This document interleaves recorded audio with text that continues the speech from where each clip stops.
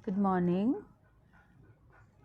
प्रिय विद्यार्थियों। हम लोगों का टॉपिक लास्ट वीडियो से चल रहा है डिविडेंड पॉलिसी का, जिसके बारे में लास्ट वीडियो में हमने डिस्कस किया था कि कितने तरह की डिविडेंड पॉलिसी हो सकती है। स्थिर लाभांश की नीति हो सकती है, नियमित लाभांश की नीति हो सकती है, अस्थिर लाभांश की नीति हो सकती है, या कांस्टेंट डिविडेंड पर शेयर हो सकता है, कांस्टेंट पे आउट रेशो हो सकता है। तो जो पॉलिसी है उस पॉलिसी में एक आगे हम इसको कंटिन्यू करते हैं। तो पॉलिसी टू पे रेगुलर बोनस शेयर ऑल्सो एक पार्ट है इसका, कि नियमित रूप से स्कंद लाभांश देने की नीति भी हो सकती है।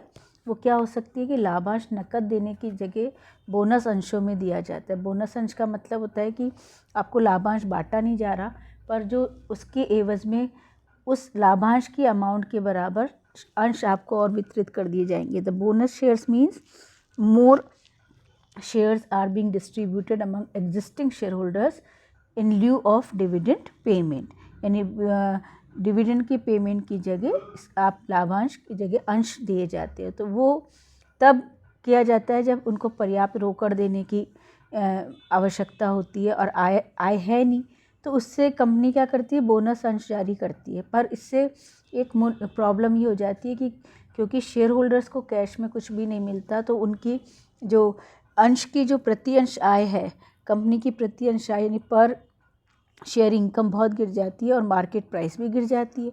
तो कभी कभी बोनस अंश देने के कारण कंपनी की ख्याति को नुकसान पहुंच सकता है। नियमित रूप से नकद में स्कंद लाभांश देने की नीति क्या हो सकती है, यानी ये जो पॉलिसी है वो रेगुलर कैश भी दिया जाए और बोनस डिविडेंड भी दिया जाए।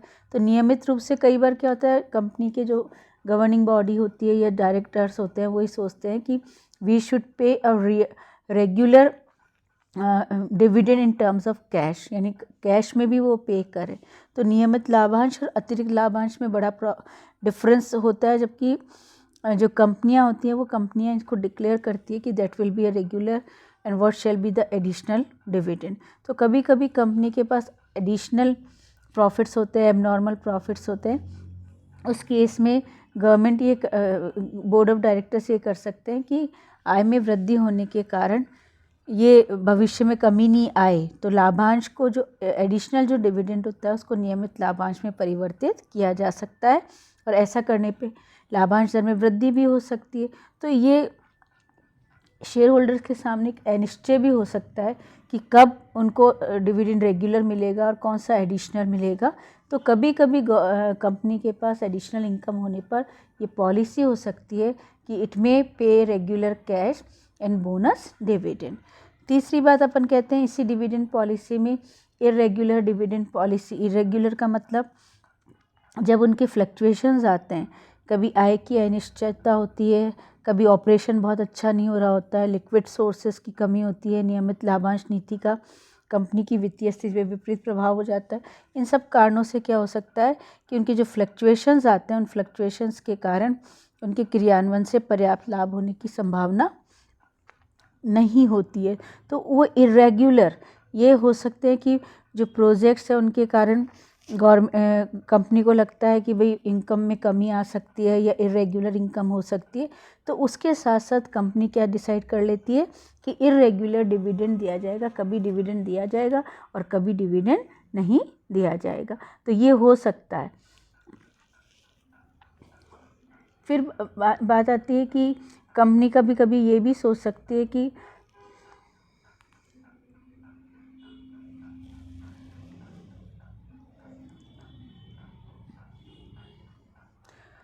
तुरंत लाभांश ना दिया जाए। कभी कभी कंपनी ये सोचती है कि इमीडिएट डिविडेंड लाभ होता है, पर कंपनी ये चाहती है कि अभी लाभ है तो क्या हुआ, वी विल नॉट पे डिविडेंड, तो तुरंत लाभांश भी नहीं देना चाहती है। क्यों, कब ऐसा होता है, जब कंपनी नवनिर्मित होती है, न्यू कंपनी होती है और उसे अपने डेवलपमेंट के लिए बहुत सोर्सेज की आवश्यकता होती है। जब कंपनी ये सोचती है कि we will not pay immediate dividend, we will have a look, we will wait for correct moment और तब हम डिविडेंड देंगे, तो कभी कभी कंपनी ये भी डिसीजन लेती है। कभी कभी ऐसा होता है कंपनी के लिए पूंजी बाजार से अतिरिक्त पूंजी इकट्ठी करनी प्रॉब्लम हो जाती है, उनकी कॉस्ट ऑफ कैपिटल बहुत ज़्यादा आ रही होती है और उनको लगता है कि पूंजीगत कंपनी के जो शेयर होल्डर्स होते हैं वो सोचते हैं हमें कैपिटल बेनिफिट्स होने चाहिए, नकद लाभांश के स्थान पर पूंजीगत लाभ प्राप्त होने चाहिए। तो वो हो सकता है कि कंपनी लाभांश ने कभी कभी कंपनी डिसीजन ले लेती है कि इमीडिएट डिविडेंड नहीं दिए जाएं। कंपनी के अंशधारियों में नकद लाभांश के स्थान पर पूंजीगत लाभ प्राप्त करने की इच्छा हो सकती है। तो कभी कभी कंपनी संचित कोषों से स्कंद लाभांश देने की नीति अपनाती है और अंशों को कम राशि के अंशों में विभाजित कर देना चाहिए उसको, जिससे कि प्रति अंश लाभांश कम रहे और कुल लाभांश अंशधारियों को अधिक प्राप्त होता रहे। तो ये एक पॉलिसी हो सकती है नॉट टू पे इमीडिएट डिविडेंड।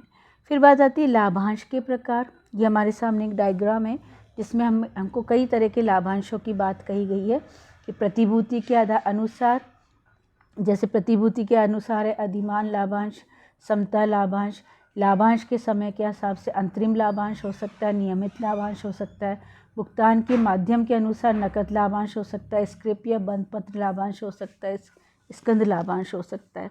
तो पहली इसमें अपन देखते हैं कि अधिमान लाभांश, प्रेफरेंस डिविडेंड। प्रेफरेंस डिविडेंड क्या होता है?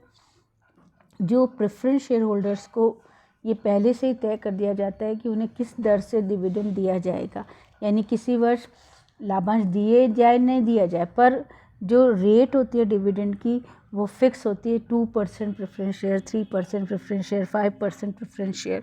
तो it is being decided when preference shares are being allotted to the shareholders. दूसरी बात आती है इक्विटी डिविडेंड। इक्विटी डिविडेंड क्या हो सकते हैं?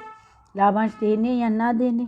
ये सबसे ज़्यादा जो इक्विटी डिविडेंड होते हैं वो इक्विटी शेयर होल्डर्स को दिए जाते हैं कि समता लाभांश पर अधिकतम प्रबंध की स्वतंत्रता होने के कारण जितना भी एनालिसिस अपन करते हैं वो सब अपन इक्विटी शेयर होल्डर्स के लिए ही करते हैं। तो ये एक हो सकती है। तीसरी बात आती है अंतरिम लाभांश। अंतरिम लाभांश क्या होता है? जो कि फाइनल अकाउंट्स बनाने से पहले दो जो मीटिंग्स होती है उनके बीच में, जैसे 6 मंथ्स के बाद अनुमानित लाभ के आधार पर दे दिया जाए। तो पर इट वेरी केयरफुली किसी कंपनी को या डायरेक्टर्स को इसके बारे में डिसीजन लेना चाहिए, क्योंकि ये पूंजी में से लाभांश का भुगतान अपन करते हैं तो वो अवैधानिक हो जाता है। तो कभी कभी अंत में जो लाभ हानि खाते में लाभ होता है वो लाभांश से भी कम हो जाता है। तो इसलिए इंटरिम डिविडेंड बहुत इजी नहीं होता है। इंटरिम डिविडेंड का डिसीजन किसी भी कंपनी के डायरेक्टर्स को बहुत सोच समझ के लेना चाहिए। फिर आता है रेगुलर डिविडेंड। रेगुलर डिविडेंड क्या है? वार्षिक साधारण सभा में प्रस्तावित किया जाता है और चुकाया जाता है। जो डिस्पोजेबल इनकम होती है या सबसे लास्ट में लेफ़्ट ओवर जो होता है कंपनी के सारे पेमेंट्स करने के बाद, उसी को अपन रेगुलर डिविडेंड के रूप में दे सकते हैं। तो नियमित लाभांश जो होता है वो उसमें इंटरिम डिविडेंड नहीं जुड़ा होता है या समायोजन नहीं होता है। नियमित जो लाभांश होता है वो वर्ष के अंत में यदि जो हमारे डिस्पर्सिबल इनकम होती है उसमें से दिया जाता है। फिर आती है कैश डिविडेंड। कैश डिविडेंड क्या है? जो कि अंशधारी नकद के रूप में लाभांश देने के अधिक इच्छुक रहते हैं। तो नकद लाभांश देने के लिए संस्था द्वारा अर्जित रोकड़ का प्रयोग किया जाता है।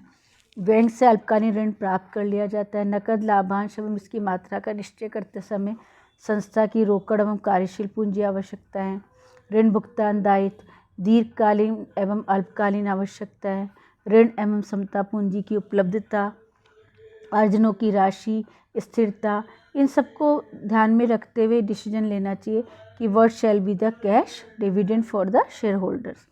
फिर बात आती है स्क्रिप और बॉन्ड डिविडेंड। स्क्रिप क्या होता है? स्क्रिप का मतलब जब नकद लाभांश का भुगतान ना करके भविष्य में एक निश्चित तिथि पर ब्याज सहित लाभांश देने की बात। आज हमने ये तय कर लिया कि लाभांश देना है, तो कंपनी क्या करती है? एक सर्टिफिकेट देती है, जिससे स्क्रिप एवं बंद पत्र में ये फ़र्क होता है कि स्क्रिप लाभांश भुगतान में अवधि अल्पकालीन होती है। जैसे 3 महीने का एक सर्टिफिकेट दे दिया कि आफ्टर 3 मंथ्स कंपनी 3 मंथ्स का इंटरेस्ट भी देगी और डिविडेंड भी देगी, तो वो एक स्क्रिप बॉन्ड हो गया। और बंद पत्र क्या होता है? वो लॉन्ग टर्म के लिए हम इशू करते हैं। तो लॉन्ग टर्म में 1 ईयर, 2 ईयर, 5 ईयर्स हो जाएगा। तो कंपनी के पास पैसा नहीं है तो कंपनी ये डिसीजन लेती है कि जो लाभांश हम डिक्लेयर कर रहे हैं उस पर इंटरेस्ट के समेत हम उनको शेयर होल्डर्स को बाद में पेमेंट करेंगे, तो उसके लिए जो कागज़ पर एक लिखित प्रमाण पत्र कंपनी देती है उसे अपन क्या कहते हैं, स्क्रिप और बॉन्ड डिविडेंड। फिर आता है स्टॉक डिविडेंड और बोनस शेयर्स, यानी स्क्रिप लाभांश या बोनस शेयर्स। स्क्रिप लाभांश क्या होते हैं, जो रोकड़ की कमी के कारण कभी कभी जो स्टॉक डिविडेंड होते हैं या बोनस अपन जिसको कहते हैं कि अंशधारियों को अंश के अनुपात में जब कंपनी निःशुल्क अंश देती है, यानी एक संचय आधिक्य के पूंजीकरण के द्वारा रोकड़ लाभांश के एवज में केंद्रीय सरकार द्वारा जारी दिशा निर्देशों के अनुसार अंशों का आवंटन बोनस अंश अथवा स्कंद लाभांश कहलाता है। क्या मीनिंग है इसका, कि जब कंपनी पेमेंट नहीं कर रही है पर जो डिक्लेयर कर रही है लाभांश, उसको अंशों को छोटे छोटे उस अमाउंट का जो होता है वो छोटे छोटे अंशों में विभाजित करके जो एग्जिस्टिंग शेयर होल्डर्स होते हैं उनको डिस्ट्रीब्यूट कर देती है। तो पैसा उनसे नहीं ले रहे हैं पर इससे पूंजीकरण हो जाता है, यानी पूंजी बढ़ जाएगी। शेयर्स हम देंगे तो कंपनी की पूंजी बढ़ जाएगी, तो कभी तो उनको पेड अप कैपिटल बना देती है कंपनी, और ये निःशुल्क दिया जाता है तो उससे कंपनी का पूंजीकरण बढ़ जाता है। इसको अपन बोनस अंश कहते हैं। संचित कोषों या लाभ हानि खाते में से बोनस अंशों के बराबर पूंजी खाते राशि में स्थानांतरित कर दी जाती है और उसे पाने वाले अंशधारियों के बदले में उतनी ही राशि के अंश प्रमाण पत्र जारी कर दिए जाते हैं और अंशों के निर्गमन से कंपनी की निर्गमित अंश पूंजी में वृद्धि हो जाती है। इससे निर्गमित अंशों की संख्या में भी वृद्धि हो जाती है। तो बोनस अंशों के निर्गमन से नेटवर्थ में परिवर्तन नहीं होता। बोनस अंश क्या होता है, जो पूंजी लाभ या संचित कोषों से निर्गमित किए जाते हैं। तो क्या इससे कंपनी की शेयर कैपिटल भी बढ़ जाएगी और संचित कोषों की राशि में कमी आ जाएगी, तो और स्वामित्व पूंजी क्या रहेगी, अपरिवर्तित ही रहेगी। तो ये कंपनी कभी कभी बोनस शेयर्स इशू करती है, तो उतनी बोनस अंशों के बराबर की राशि पूंजी खाते में कंपनी क्या करेगी, ट्रांसफ़र कर देगी और अंशों की राशि के अंश प्रमाण पत्र अंशानुपात में जारी कर देती है। तो ये एक प्रोसेस कंपनी करती है, अपनी जो संचित कोष होते हैं उनको यूज़ में भी ले लेती है और अंशधारियों को बोनस शेयर भी इशू कर देती है। तो अब ये बात आती है कि कंपनी की बोनस अंशों के निर्गमन से क्या लाभ होता है। उनके निर्गमन से लाभ होता है कि कंपनी की रोकड़ स्थिति एज इट इज़ रह जाती है और जो बिना डिस्ट्रीब्यूट किए डिविडेंड डिस्ट्रीब्यूट किए कंपनी के पास जो कोष बचते हैं उससे वो अपनी वर्किंग कैपिटल या एक्सपांशन प्रोग्राम के लिए उस कैश को प्राप्त कर सकती है।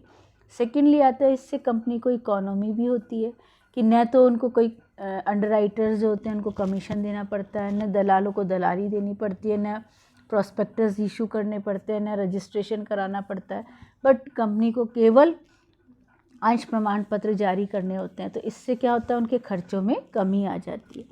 अंशों की विपणनशीलता में वृद्धि, increase in marketability of shares, यानी बाजार मूल्य तो कम हो जाता है और साधारण से जो विनियोजक होता है वो भी उन अंशों को खरीद लेता है और कंपनी को ये एक डेवलपमेंट कैपिटल के रूप में एक सोर्स मिल जाता है। भावी लाभांशों में वृद्धि, कंपनी प्रति अंश लाभांश पहले की दर से बांटती रहे, तो ये भी एक कोशिश होती है कि अंशधारियों को भविष्य में अतिरिक्त लाभांश मिले। और बोनस अंशों के लिए दिशा निर्देश सेबी के अनुसार कुछ शर्तें पूरी करनी पड़ती है, कुछ दिशा निर्देशों का पालन करके कंपनी अपने पूंजी का सदुपयोग कर सकती है। तो कुछ कंपनी को बोनस अंशों के निर्गमन से बेनिफिट्स होते हैं और कभी कभी कंपनी इनको इस रूप में भी जारी करना चाहती है। तो ये सारे हमने डिफरेंट डिविडेंड के प्रकार हैं जो कि हम इसमें समझ सकते हैं कि इंटरिम डिविडेंड हो सकता है, रेगुलर हो सकता है, कैश डिविडेंड हो सकता है, स्क्रिप हो सकता है, बॉन्ड हो सकता है, स्टॉक हो सकता है, रेगुलर डिविडेंड कंपनी देती है। तो ये कई प्रकार हैं जो कंपनी, या इक्विटी डिविडेंड मतलब जो इक्विटी शेयर होल्डर्स को देगी, प्रेफरेंस डिविडेंड जो प्रेफरेंस शेयर होल्डर्स को देगी। तो ये कंपनी कई तरह के डिविडेंड दे सकती है।